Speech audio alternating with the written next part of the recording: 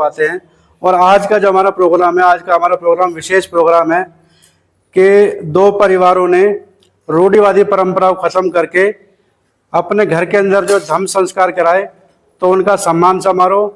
और तीसरा, हमारे बीच में महेंद्र जी हैं जो आईजीएल में काम करते हैं, उन्होंने स्कूटी ली है, उनके स्कूटी का भी धम्म संस्कार होगा। तो दो परिवार हैं, एक तो हमारे सुशील बोध जी हैं जिनकी जीवन संगनी इस दुनिया से चली गई थी।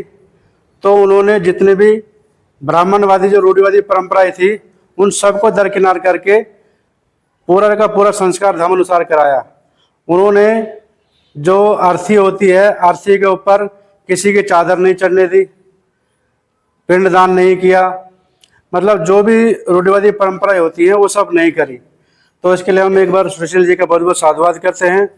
और दूसरे परिवार है हमारा ये सुनील जी का जो मंगलापुरी से मंगलापुरी में इनका बहुत बड़ा परिवार है, लेकिन इन्होंने व्यवस्था को चेंज करके धर्म के अनुसार बेटे की शादी जो है वो धर्म अनुसार करी, जिसके लिए थोड़ा सा इनको जो परिवार वाले थे उनका थोड़ा सी नाराजगी भी झेलनी पड़ी।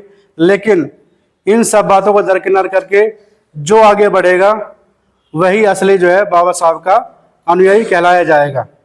क्योंकि जो जिंदा मछली होती है वो तो जो है पानी के विपरीत तैरती है, लेकिन जब मछली मर जाती है तो पानी के बहाव के साथ में बहती है। तो जो मरे हुए लोग हैं वो जो भीड़ का हिस्सा बन जाते हैं और बहाव में बह जाते हैं। तो हमें जिंदा मछली की तरह पानी के जो बहाव है उसके विपरीत तैरना आना चाहिए। और ये सब जो है हमें तथागत बुद्ध और बाबा साहब की शिक्षा ये हमको सिखाती है।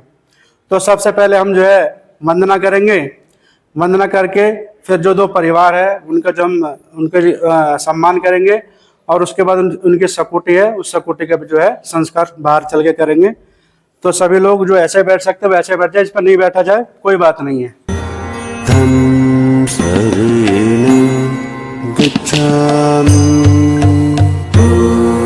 बार तथागत बुद्ध को नमन करेंगे। बुद्धं नमामि, धम्मं नमामि, संघं नमामि। सभी एक साथ ही करेंगे बुद्धना, जिसको आती है वह दोहराएंगे और जिसको नहीं आती है वह सुनेंगे। नमो तस्य भगवतो अरहतो सम्मा संबुद्धस्य। नमो तस्य भगवतो अरहतो सम्मा संबुद्धस्य। नमो तस्य भगवतो अरहतो सम्मा संबुद्धस्य।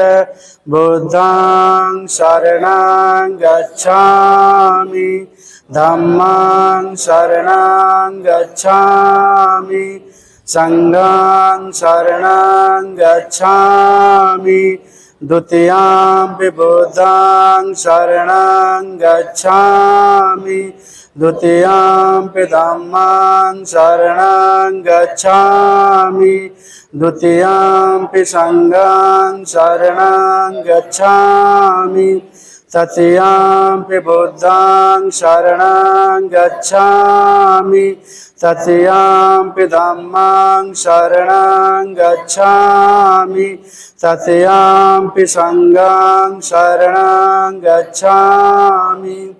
पाणातिपाता वेरमणि सिक्खापदं समादयामि। अदिन्नदाना वेरमणि सिक्खापदं समादयामि।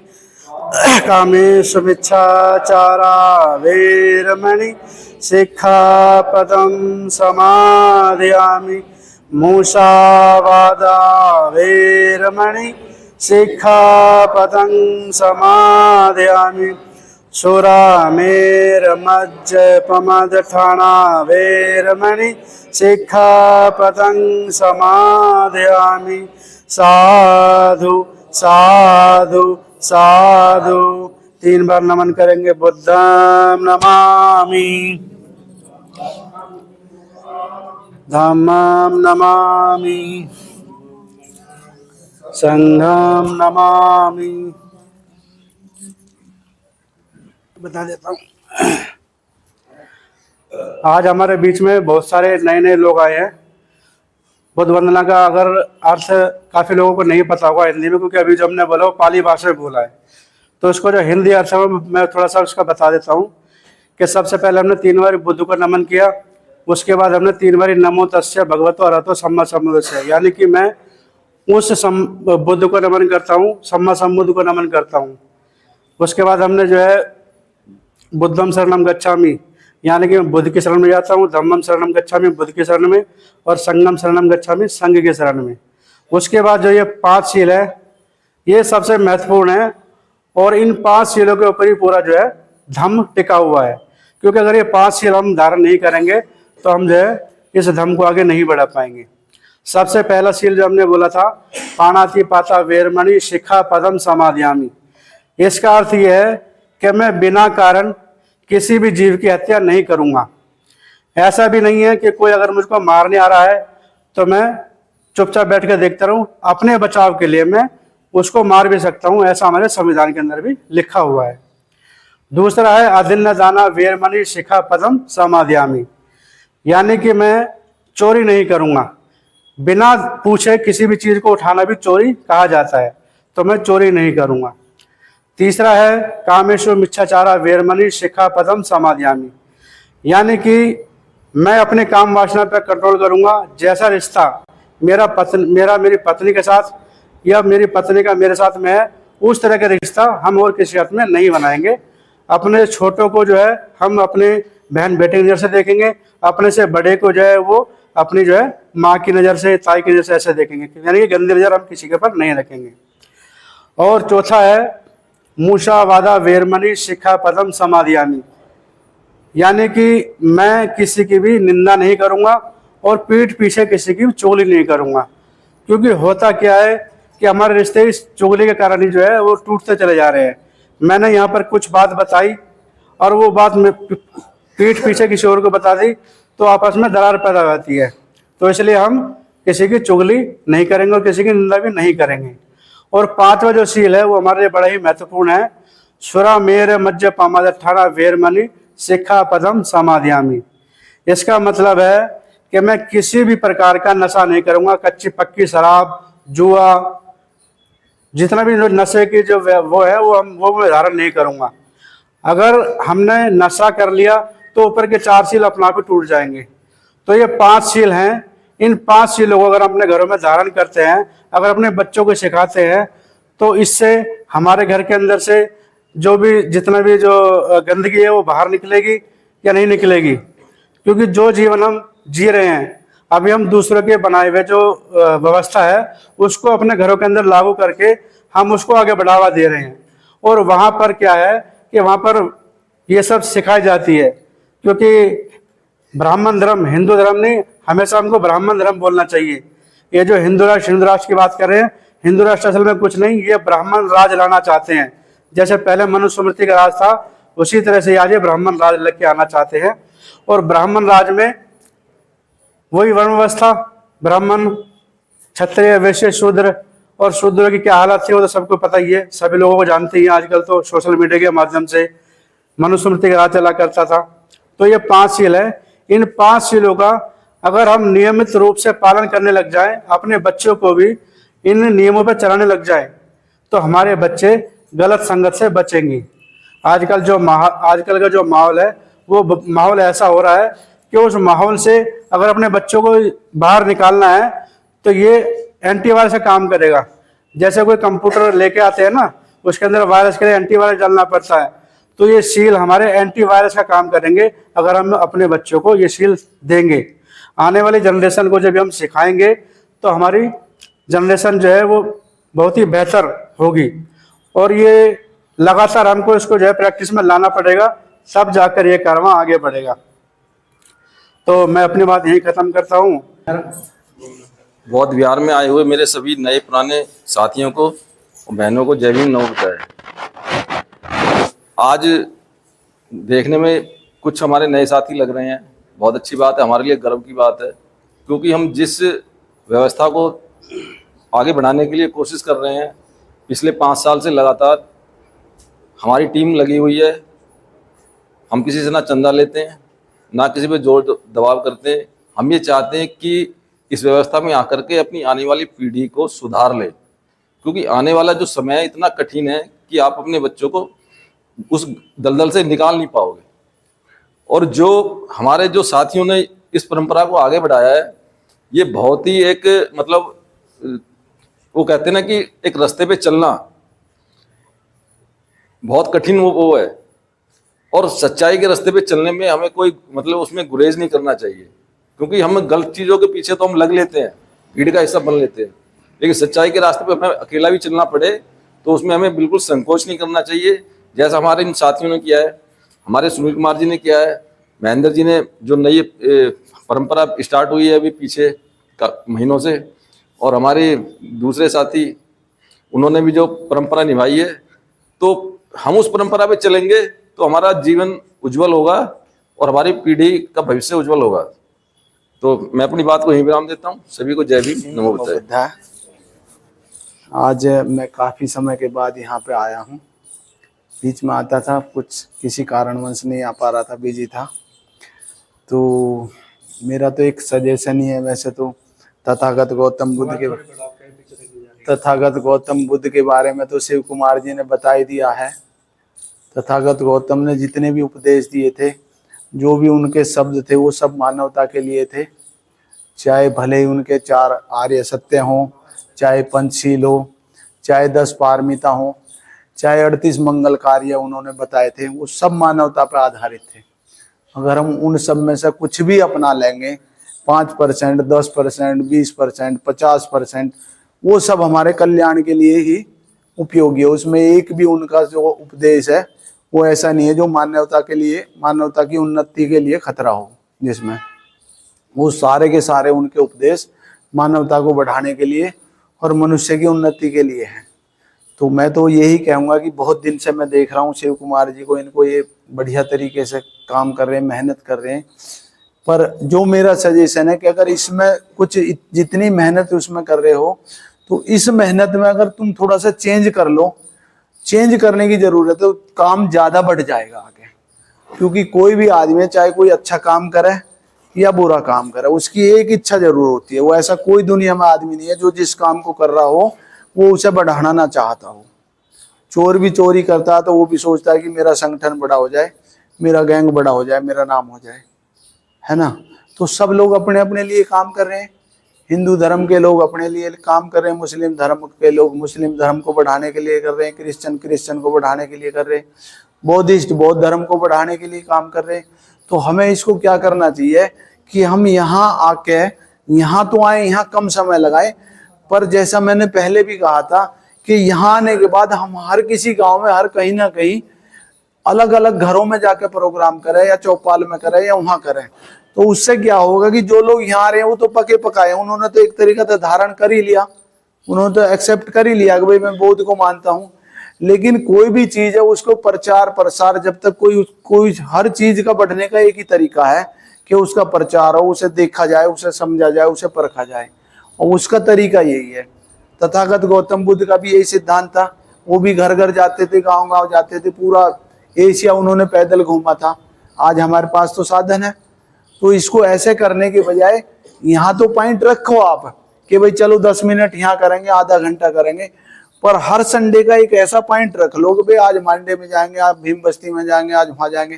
तो जब आप वहाँ जाओगे तो वो अपने घर के परिवार के लोगों को तो बिठाएगा ही कम से कम, और वहाँ पे तथागत गौतम के ज्ञान को अगर वहाँ पे आप रखोगे तो फिर ये इसका बढ़ना शुरू हो जाएगा। आज बड़ी प्रॉब्लम है, हम लोग ऐसे बौद्ध परिवार को ढूंढते हैं तो बहुत कम मिलते हैं। तो जितना हम इसे बढ़ाएंगे उतना हमारा कल्याण होगा। जय भीम, जय भीम, नमो बुद्धाय। सभी साथियों को जय भीम, नमो बुद्धाय। और आप लोग दूर दराज से आए हैं, आप लोगों का तहे दिल से शुक्रिया अदा करता हूं। साथियों, एक संदेश है हमारा कि हम माननीय शिव कुमार आचार्य जी से निवेदन करेंगे कि जैसे कंबोडिया मंदिर पे जो क्या नाम ये चीज़ हो रहा है बौद्ध विहार पे, इसी तरह से एक हमारा बौद्ध विहार यहीं पर जस्ट बगल में है, अशोका मिशन। और वो एकदम अधूरा पड़ा हुआ है। वहाँ पर आरएसएस के लोग कब्जा किए हैं उस पर। आरएसएस का बंदा जो रहता है वो मेरे जानकारी का है, मेरे अंबेडकर नगर का है, मैं संत कबीर नगर बगल का हूँ। तो वहाँ भी कोई न कोई प्रोग्राम किया जाए और वहाँ भी अपना वर्चस्व बनाया जाए, हमारा ये है आग्रह आप सभी लोगों से। और बहुत अच्छा लग रहा है। इसी शब्दों के साथ जय भीम नमो बुद्धाय। हमारे बीच में आज़ाद भारतीय बुद्ध जी जो कि नरेला से चल कर आए हैं, और पहले जो इनका नाम था कृष्ण कुमार। कृष्ण कुमार नाम यानी कृष्ण से जुड़ा हुआ। और कृष्ण क्या था वो आपको पता ही है, चोर उचक्का, महिलाओं के कपड़े लेके भागने वाला। अगर आज संविधान होता और ऐसी हरकत कोई करता तो जेल के अंदर होता, लेकिन उस समय संविधान नहीं था। तो जब इनको पता चला कि वो नाम तो इतना बेकार नाम है, तो उन्होंने भारत सरकार के डॉक्यूमेंट में अपना नाम चेंज करा के आज़ाद भारतीय बौद्ध करा लिया। ये हमको सुविधा मिली हुई है। हम अगर अपना धर्म चेंज करना चाहते हैं तो हम भारत सरकार में हम दोनों ने चेंज करा लिया है। ये भी जो है भारत सरकार के उसमें बुद्धिस्ट हैं और मैं भी भारत सरकार के डॉक्यूमेंट में बुद्धिस्ट हूँ। तो उन्होंने अपना नाम चेंज करा लिया और धर्म तो इनका खैर ही बुद्धिस्ट। तो नरेला से चल कर आए, 2.5 घंटे का सफर करके। एक बार इनके लिए हम साधु साधु साधु करेंगे। आप सबका बहुत बहुत साधुवाद।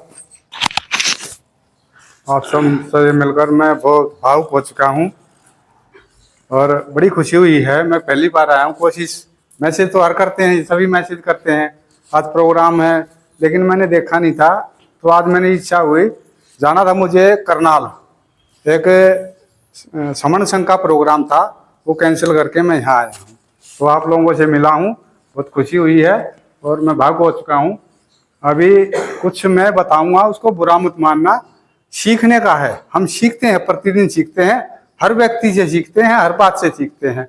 तो अगर मैं कोई बात बताऊं तो उसको अपना दिल पे ना लेके, दिमाग पे ना लेके, उसमें अगर आपको ये लगे तो आप सुधार करने की कोशिश करना, क्योंकि जो मैंने देखा है वो मैं बताऊंगा। मेरी आदत है ये, जब हम किसी को बताते हैं तो उसको तराशते हैं, उसकी कमियां को। बाबा साहब भी ऐसे ही थे, तो वो तो मार भी देते थे। तो क्या था कि हम जो बता रहे हैं, हम आपको तराश रहे हैं, हमें भी किसी ने थोड़ा बहुत तराशते हैं। अभी हमें कोशिश करते हैं, कल भी आज भी डेली सीखते हैं।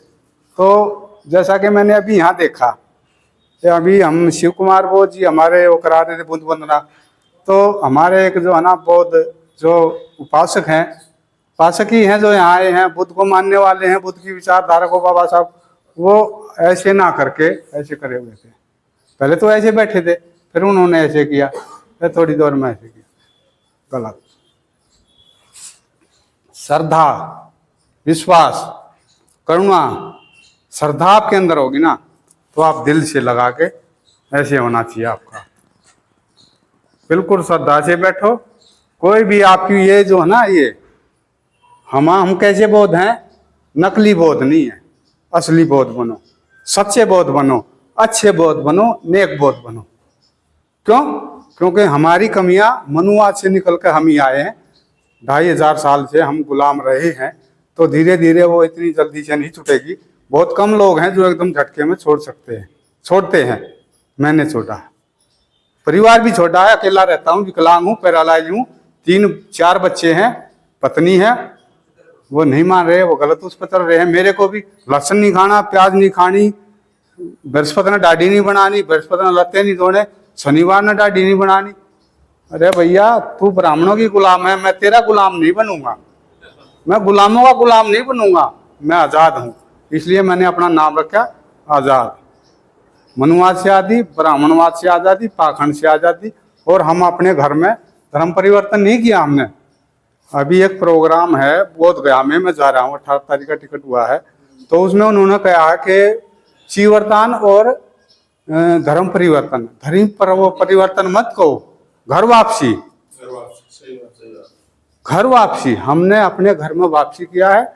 हमारे पूर्वजों को अनपढ़ रखे गए, उनको ज्ञान नहीं था, समझ नहीं था, भूखमरी रखी गई, हम जरा मरे हुए डांगरों का मांस खाने को मजबूर किया। तो हमें जो है ना बुद्धि से भी, शारीरिक से भी और आर्थिक से भी कमजोर किया गया। तो इसलिए वो हमारे जो पूर्वज थे, आज हम पढ़े लिखे हो गए, बच्चे भी पढ़े लिखे हो गए, शिक्षित हो गए, तो हमें जो है समाज को, जैसे भी अभी भाई साहब ने बताया, हमें यहाँ तो प्रतिदिन मतलब पर संडे आना चाहिए। संडे नहीं शिव कुमार जी, मैं कहूँगा हमारे एक एडवोकेट हैं बोध गया में, वो बताते हैं कि बुध का दिन, बुध का है, बुधवार का दिन, तो हम बुध को यहाँ का चुन लें और संडे का जो हमारे जो सब छुट्टी रहती है, संडे का हम कहीं और करें। जैसे कि साहब ने कहा मेरे यहाँ से शुरू, तो बुध का यहाँ कर लो, सुबह कर लो, शाम कर लो, अपने समय के अनुसार सुबह करो, शाम करो, जिस टाइम भी आपको सुविधा हो। दूसरी चीज है, बुध का हमारा दिन है और हम घर वापसी जब भी करें, घर वापसी करें। और हमारा नमन करने का भी तरीका है बुध को, और हमारा बैठने का भी है। और तो और हमारी बौद्धों का संस्कृति, बौद्धों का जो हम कैसे पहचाने जाएंगे, एक तो वस्त्र से, एक आचार से, विचार से। लेकिन हम बाहर जाके देखेंगे हमारी चप्पलें भी ढंग से नहीं निकली होंगी। किसी की ऐसे है, एक ऐसे है, एक ऐसे है, किसी की ऐसे है, किसी की ऐसे। हमारी चप्पलें भी जो है ना, हम एक निकाल के आए तो हमारा फर्ज है दूसरे की भी ठीक करके आए। अगर मान ले उस पर हो गई है तो हम उसकी करें। पहली तो वहां से हम सीख होती है। हम किसी के घर जाते हैं, हम किसी बौद्ध विहार में जाते हैं, किसी प्रोग्राम में जाते हैं, तो हम चप्पल भी हमारी सभ्यता से सही तरीके से लाइन में हो, ताकि ये दिखाई दे भाई ये कौन लोग हैं, ये कौन आए हैं, इनकी चप्पलें भी जो है इतनी, ये कौन है जो पंक्तिबद्ध बैठे हैं, ये कौन है जो ड्रेस भी इनकी एक है, ये कौन है जो पटका पहने हुए हैं, ये कौन लोग हैं। तो अब जैसे कि बहुत लोग अपने नाम के आगे गजट में निकलवा के लगवाते हैं शिव कुमार बौद्ध। अरे क्या मुसलमान वो लिखवाता है कि मोहम्मद मुस्लिम? क्या हिंदू लिखवाता है? फलाना नहीं ना। तो हमें जो है अपने कल्चर से, पहनावे से, व्यवहार से, बातों से हमें दिखना चाहिए, ताकि लोग इम्प्रेस हों, देखें और हमसे सीखें।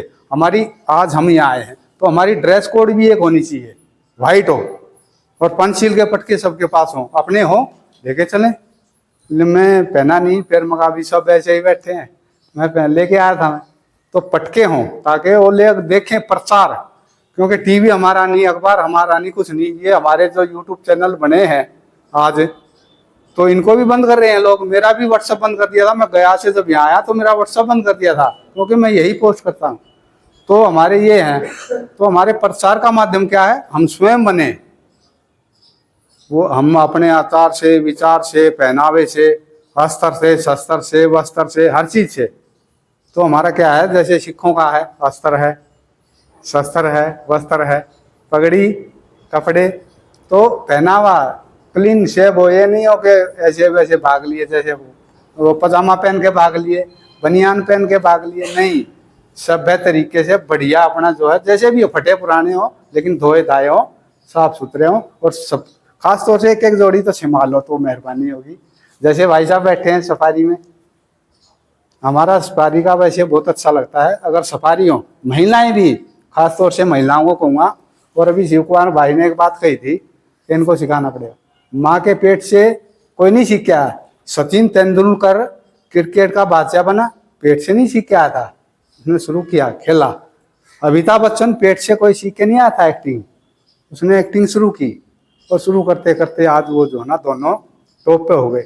तो हमने भी कोई पेट से नहीं सीख के आए। मैं भी जो है ना उनके मंदिरों में माथा रगड़ता था, लेकिन क्या है, अब हमने सीखा है, देखा है, गए हैं। हम तो बाम सेव के कैडरों में गए हैं, 2-2, 3-3 दिन के वहीं रहे हैं, सीखा है और सुना है। तो हमें अपना जो है बिटिया है। पहली बार मैंने बिटिया को बोला, हमने पहली बार अपने गांव में दिल्ली में अम्बेडकर जयंती बनाई, कोई नहीं जानता था, अम्बेडकर जयंती बनाई। बिटिया को बोला बोलना है आपने, बोल ली ना। पूरे मतलब एरिया के लोग सब ने बोला भाई साहब आपकी तो लड़की पहली बार बोली, पिंडी काँप रही थी, हिचकिचा रही थी, डरना नहीं है। मंच के पीछे खड़ी होगी, अपना वो होता ना क्या बोलते हैं उसको, उसके पीछे खड़ी होगी, कौन देख रहा है, और तेरी बातों को देखेगा वो क्या बोल रही है, तू कितनी घबरा रही है, कितनी डर रही है, वो नहीं। लेकिन इतनी तारीफ की, पहली बार बोली, वाई वाई होगी पूरे इसमें। फिर क्या है, दूसरी चीज, एक और चीज बता दूं, बाबा साहब ने कहा शिक्षित बनो, शिक्षित करो। इनके भी मीनिंग बदल दिए लोगों ने। संगठित करो, संगठित रहो, संघर्ष करो। मेरी घरवाली 10वीं पास, मैं 8वीं पास। मैं 8वीं पास हूँ। बचपन में माता एक्सपायर हो गई थी, पिताजी की दूसरी शादी हो गई थी, मामा नाना के यहाँ पला बड़ा, दिल्ली में मामा नाना।